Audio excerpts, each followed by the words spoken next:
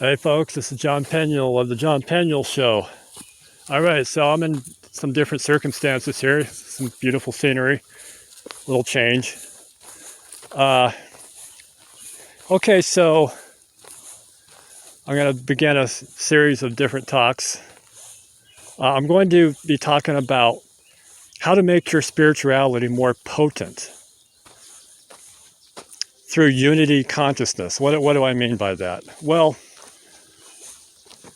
I think a lot of people are very concerned, especially nowadays, where people are coming online, as they say, becoming more aware, spiritually aware, consciously aware, realizing that they are spiritual beings, made in the image of God, that they're a part of God, that that we're meant to embody the fullness of God inside of us.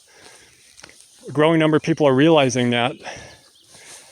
But unfortunately, though, many people get in a trap when it comes to their own spirituality, and this is a common pitfall. I'm not saying it to judge. I'm not myself. I'm not. I've been guilty of it myself. So, what is it? What is this? What is the pitfall? Basically, when people concentrate on their spirituality, they may fall into the trap of just thinking about themselves. In other words, they're so focused on their spirituality that they just they're thinking about their own enlightenment all the time, but without thinking about other people. And that's really goes against the whole purpose of growing in conscious awareness. You have to think of other people. You have to increase your compassion and see everybody as a part of yourself, and see yourself and everybody else. And that's called unity consciousness. That's getting rid of the selfish ego. And when you do that, that actually makes your spirituality infinitely more potent. But if you're just thinking about yourself, like the navel gazing, as they say, you're looking down at your belly button and saying Om all day, Om, Om, then that's clearly not desirable, because you're not really going to go very far on that, because it's done through a selfish motive. So we want to get rid of selfishness. But let me say this though, getting rid of selfishness does not mean this. It does not mean thinking about other people before you think about yourself, or putting other people's needs before your needs. It doesn't mean that, because this is, that's another pitfall where people become so selfless that they go into the opposite error, and they just they're not really loving themselves. They're spreading out their energy and expending it on other people, thinking that they're being selfless, and that's not really being selfless. That's just that's another deception of the ego, basically. What you want to do, you want to love yourself. You want to focus on yourself for sure. That's, you are your own foundation. The God within you who created you lives and is expressed through you. God is your ultimate personality enhancer. So he's one with you. So you definitely want to focus on yourself, but at the same time, you got to be balanced. And there are various ways you can try to do this, where you can try to bring more of a unity consciousness into your spiritual practices. And I don't want to call it a practice. We don't want to turn spirituality into a set of exercises, like cleaning. Today I got to clean out my chakras and, turn it into a bunch of cold clinical exercises. Don't get me wrong, it's important to do deep breathing and et cetera, but what you really want it to be, your guiding light, is the inner fire within you, your inner passion. You don't want to turn the pursuit of God into a cold exercise, because as soon as you do that, God is saying, okay, I'm not interested. I'm still not turned on by you right now.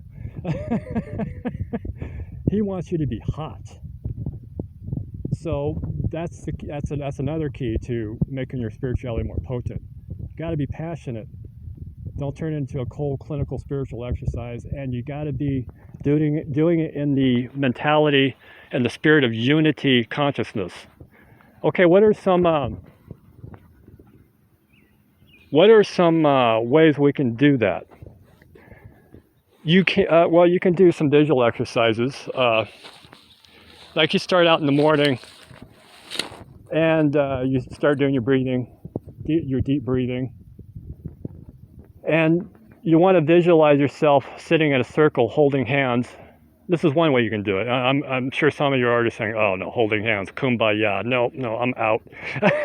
Okay, fair enough. If you don't want to do it this way, this is just one way you can do it. But imagine yourself holding hands in a circle with people who are pursuing their highest good. Don't imagine that everybody in the world is involved, because not everybody in the world is pursuing their highest good. And you don't have to imagine people that you know. Just kind of like a general, you just kind of like let your imagination, you're talking to your imagination, say, okay, I'm in this circle, surrounded by people who I do not know, and I'm holding their hands, and we're in this circle, and we're all pursuing God. So you're doing that while you're doing your deep breathing, and you're letting yourself fall into it. You're letting yourself feel it. So you want to imagine yourself feeling their hands touching your hands. So you want to make this as visceral as possible, and you don't want to blank out your mind.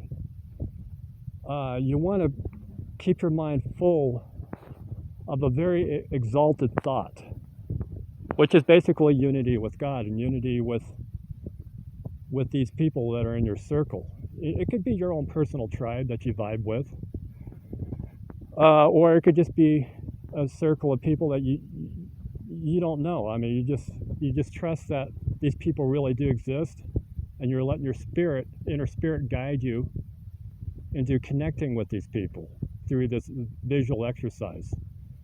So that's one way you can do it. And you just want to go throughout your day expanding your compassion, not just for people, but for all living things as much as possible.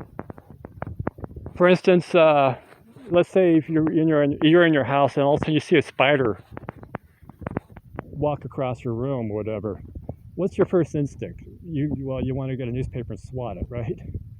Well, I can encourage you to not do that. If you want to increase your unity consciousness, you want to increase the potency of your spirituality, don't resist that. Resist that urge, which is really an urge of fear, reactionary fear, and fear is the opposite of love.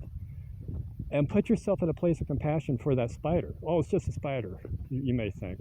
Well, no, it's not just a spider. It's a living, sentient being. It's sentient in its own way.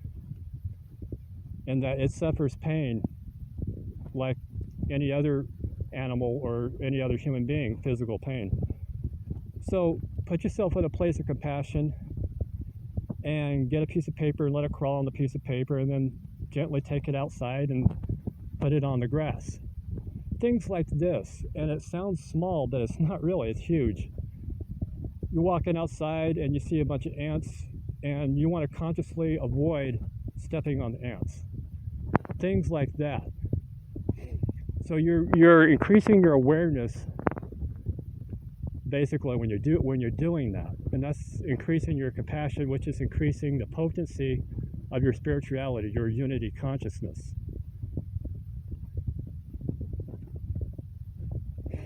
Okay, folks, so that's just for starters. I may do another show on this tomorrow to continue.